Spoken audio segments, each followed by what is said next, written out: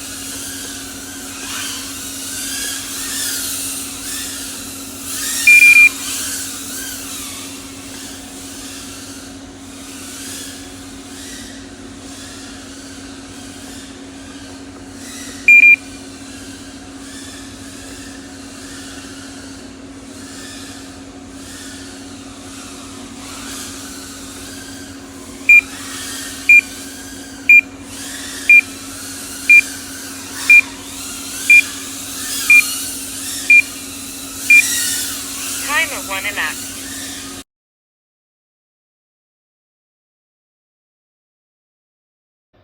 Hello my Whoop friends, the Whoop in this video is the Meteor 75 Pro from Betafpv, but not in the stock version, in my ButterflyFPV version with some modifications.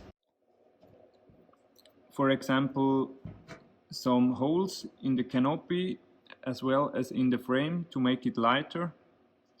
Direct soldered motor cables to the board without motor plugs, AWG20 main cable, BT 2.0 main connector, titanium motor screws, and tiny Whoop pinch cam, as well as an OVX 300 VTX from Happy Model. And that's about it. I do have some videos about those modifications and some other videos on my channel. Please check them out.